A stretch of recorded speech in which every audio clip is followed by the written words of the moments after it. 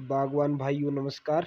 आज हम बहुत समय के बाद किसी वीडियो में मिल रहे हैं, जिसका बहुत बड़ा कारण भी है, वो है हमारी लापरवाही। वैसे ही बागवानी में होने वाली छोटी छोटी लापरवाही आने वाले समय में एक विशाल समस्या बन जाती है। इन लापरवाही के बारे में जानते हैं बागवान भाइयों। जो पहली लापरवाही है वो ये है, जो खरपतवार हमारे बगीचों में और हमारे तौलिए में उगता है, घास जिसको हम बोलते हैं। बहुत सारे बागवान अभी भी ऐसे हैं जो जिनके तौलिए में घास हमेशा रहता है और वो पढ़ते नहीं है। लेकिन बहुत सारे बागवान भाई ऐसे भी हैं जो अपने तौलिए को और अपने बगीचे को साफ रखते हैं। ये खरपतवार वाली छोटी बात नहीं है बागवान भाइयों, ये हमारी लीव्स ड्रॉपिंग का बहुत बड़ा कारण बनता है।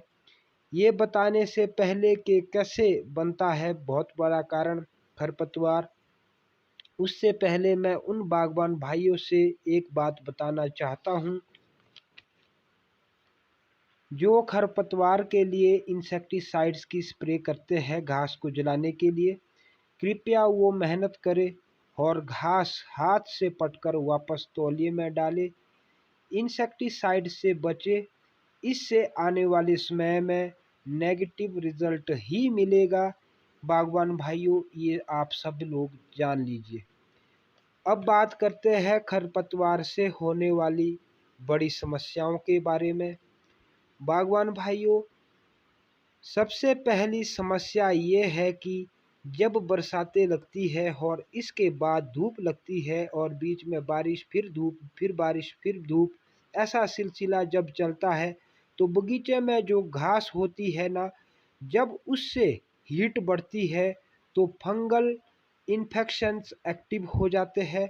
क्योंकि बगीचे में घास होने से हमेशा ओस पड़ती रहती है, जिसकी वजह से हमारे हमेशा नमी रहती है घास में, खेत में, जिससे फंगल डिजीज एक्टिव होते हैं।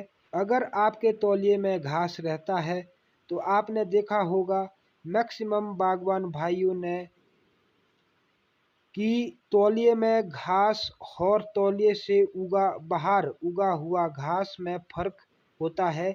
यानी तौलिए से बाहर घास उगने के मुकाबले जो घास तौलिए में उगता है ज़्यादा बड़ा और स्वस्थ होता है।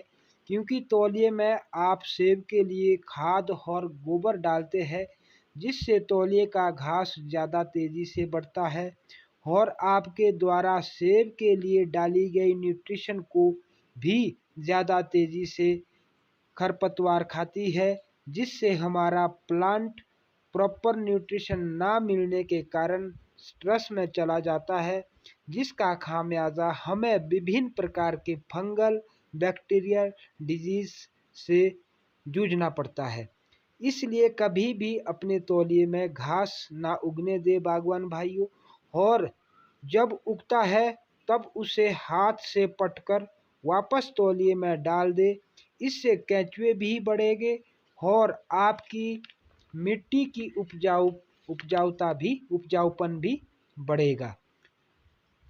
अगर हो सके तो पूरे बगीचे को खाली और साफ रखें, कम से कम आधा खर्चा बचेगा बागवान भाइयों। अगर आप पूरे बगीचे का घास काट करके नीचे तौलिए में और बगीचे में डाल देते हैं तो उससे आपको बहुत अच्छा रिजल्ट देखने को मिलेगा। आपके तौलिए में केंचुए इतनी ज़्यादा मात्रा में बढ़ जाएंगे, जिससे आपके खेत में मिनरल्स, जो न्यूट्रिशंस होती है, जो कुछ माइक्रोन्यूट्रिएंट ऐसे होते हैं जो ज़मीन से प्लांट को मिलते हैं, वो तभी संभव होता है जब आपके ज़मीन में केंचुए अच्छी मात्रा में हो।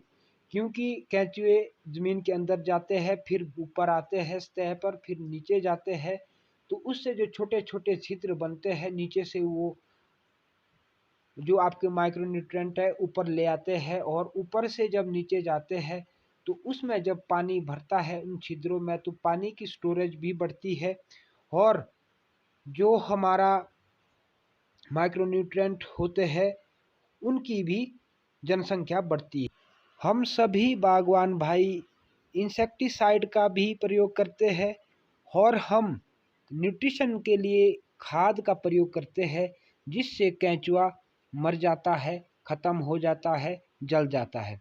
बागवान भाइयों, अगर हमारी भूमि की उपजाऊपनता ख़त्म हो रही है तो इन्हीं जो हम खाद वगैरह डाल रहे हैं और इंसेक्टिसाइड्स की स्प्रे कर रहे हैं, अब तो स्पेशल खरपतवार के लिए इंसेक्टिसाइड की स्प्रे आ रखी है और लोग इतने आराम प्रस्त हो गए हैं कि इसके नुकसान के बारे में ना सोचते हुए वो अपनी सहूलियत देख रहे हैं। तो मेरी आपसे कृपया करके विनम्र निवेदन है कि आप मेहनत ज़्यादा कीजिए। और बागवान भाइयों, आज की वीडियो अगर अच्छी लगी होगी तो लाइक शेयर और कमेंट ज़रूर कीजिए। धन्यवाद। जय हिंद, जय भारत।